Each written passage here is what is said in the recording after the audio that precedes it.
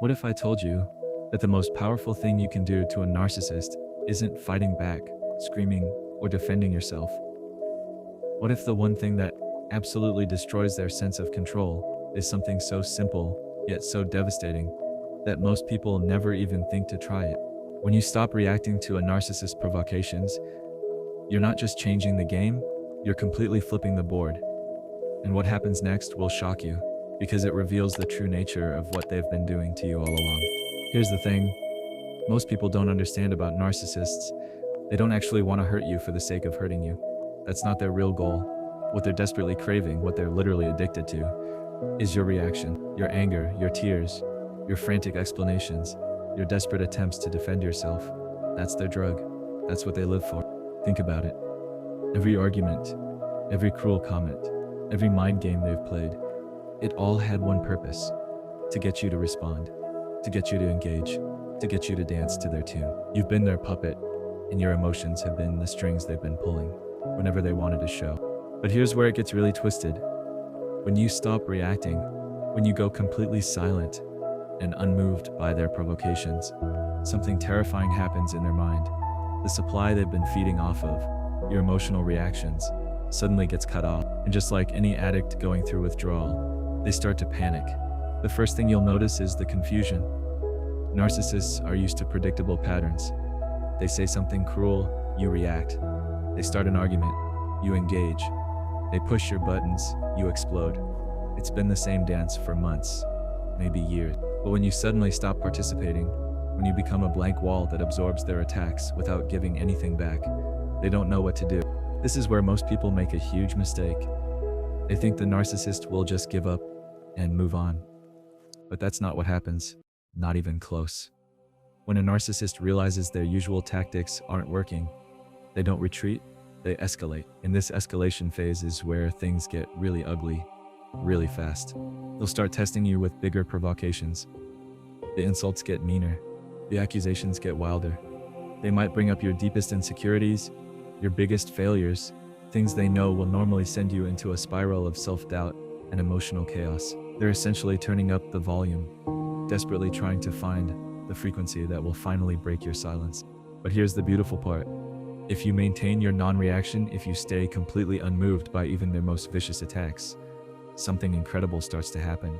They begin to unravel. See, narcissists are masters at reading people, at knowing exactly which buttons to push to get the response they want. But when you stop having buttons to push, when you become emotionally unreachable, their entire system of manipulation falls apart. This is when you'll see them for who they really are. Without your reactions to feed off of, without your emotions to manipulate, they become exposed. The mask starts to slip. The confident, controlling persona they've been projecting begins to crack. And what emerges is something far more pathetic. A desperate, insecure person who literally doesn't know how to exist without someone else's emotional energy. The panic in their eyes becomes unmistakable. They'll try everything: love bombing, guilt trips, threats, even involving other people to get a reaction out of you. They might suddenly become the victim, claiming you're being cruel by ignoring them. They might threaten to hurt themselves, or promise to change, or bring up all the good times you had together. But all of these are just different flavors of the same poison, attempts to hook you back into the emotional dance.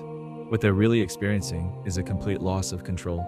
And for a narcissist, control is everything. When you stop reacting, you're not just denying them their emotional supply.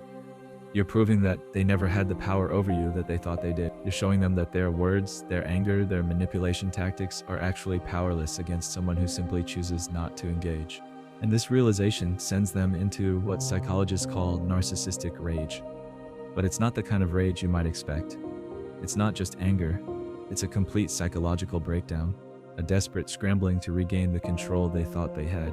Because in their twisted reality, if they can't control you, if they can't make you dance to their tune, then who are they really?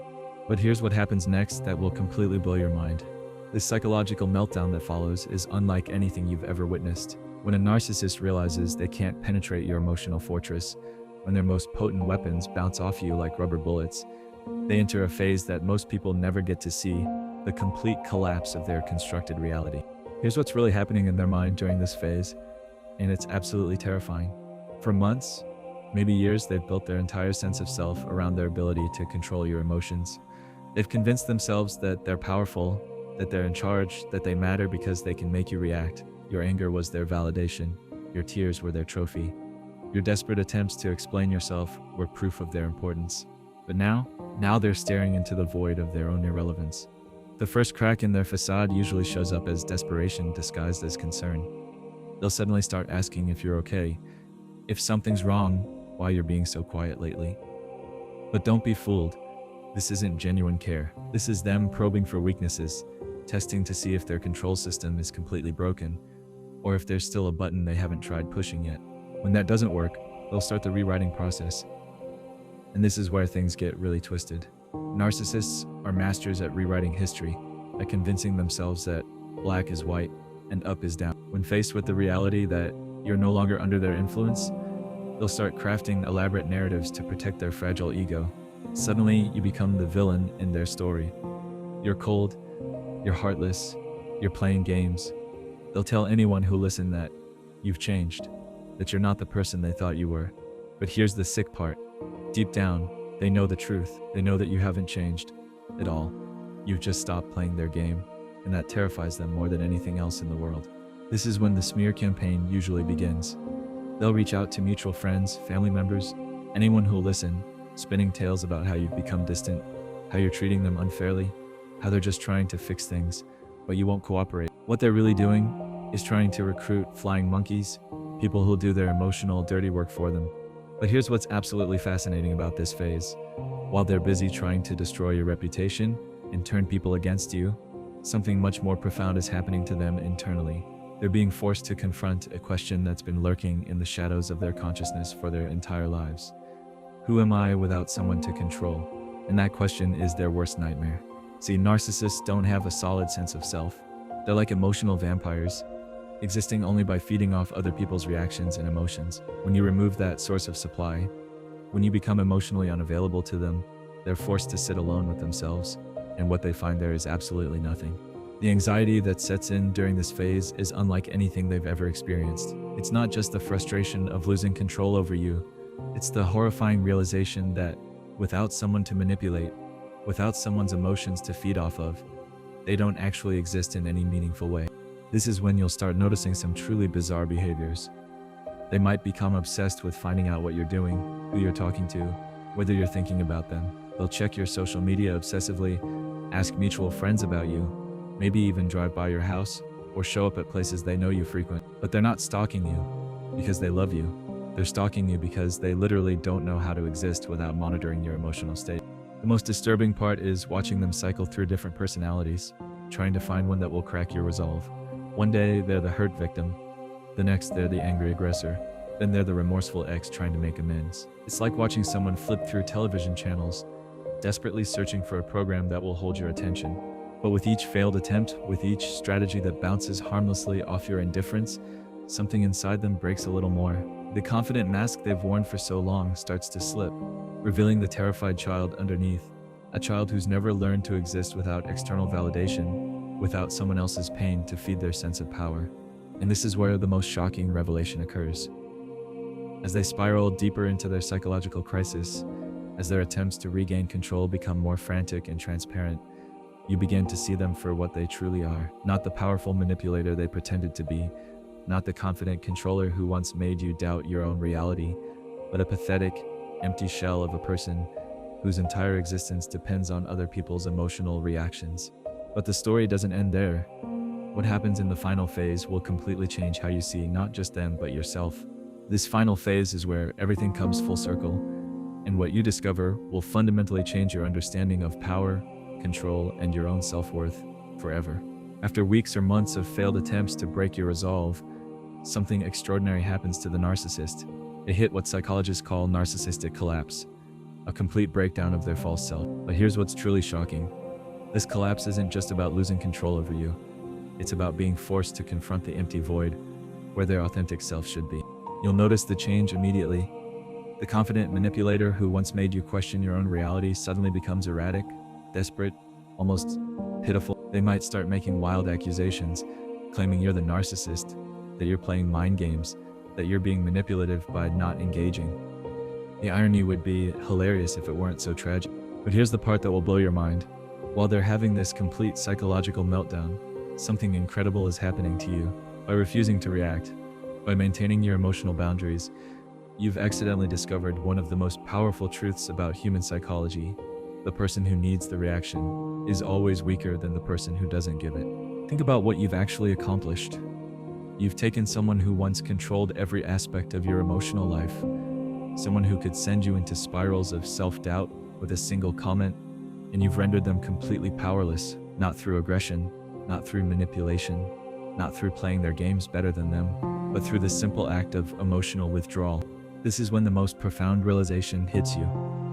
All those months or years when you thought they were the powerful one, when you believed their criticisms, when you twisted yourself into knots trying to please them or defend yourself, you were actually the one with all the power. You just didn't know it. Their entire sense of self was built on your reactions. Their confidence came from your insecurity. Their feeling of importance came from your desperate attempts to explain yourself. You were the source of their power, and the moment you decided to stop feeding that source, they became nothing. But the transformation doesn't stop there. As you watch them spiral into increasingly desperate attempts to regain control, something shifts inside you permanently. You start to see through the manipulation tactics of other people too. That friend who always turns conversations back to themselves. That family member who uses guilt to control your behavior. That coworker who throws tantrums when they don't get their way. Suddenly, you see them all for what they really are. You've developed what I call emotional immunity. Once you've successfully resisted the manipulations of a narcissist, once you've seen how powerless they become when you simply refuse to play their game, ordinary emotional manipulation becomes laughably transparent. This is the gift that most people never realize they've given themselves. By not reacting, you haven't just defeated one narcissist, you've vaccinated yourself against all future emotional predators. You've learned that your peace, your emotional stability, your sense of self-worth doesn't depend on anyone else's approval or disapproval. Meanwhile, the narcissist is still stuck in their cycle of desperate attempts to regain relevance in your life. They might try hoovering, suddenly reaching out with fake emergencies, declarations of love, or promises of change. They might try triangulation, using other people to get messages to you, or trying to make you jealous. Some will even resort to threats or dramatic gestures. But here's the beautiful part. None of it touches you anymore. You've discovered that their words, their anger, their tears, their promises, their threats are all just noise. They're the sound of someone screaming into a void, desperately trying to fill the emptiness inside themselves with your attention. And as you continue to maintain your silence, as you refuse to be drawn back into their web of manipulation, something miraculous happens. You start to remember who you were before they entered your life. You rediscover interests they made you abandon, rebuild friendships they poisoned, reconnect with parts of yourself that had been buried under months or years of emotional abuse. The person who once made you question your own sanity, who convinced you that you were too sensitive, too dramatic, too difficult, that person is now revealed as nothing more than a psychological parasite who was feeding off your emotional energy. And without that energy, they shrivel up like a vampire exposed to sunlight. But perhaps the most shocking revelation of all is this. By not reacting, you haven't just freed yourself from their control. You've given them the only chance they'll ever have to confront their own emptiness and potentially heal. Most won't take that opportunity. Most will simply move on to find a new source of supply, a new person to manipulate and control. But that's not your problem anymore. You've learned the ultimate truth about toxic relationships. The only way to win is not to play. And in that refusal to participate in their games, in that simple act of emotional withdrawal, you've discovered the most powerful force in human psychology, the strength that comes from knowing you don't need anyone else's validation to exist. That right there is true freedom. And once you've tasted it, you'll never go back to being anyone's puppet again.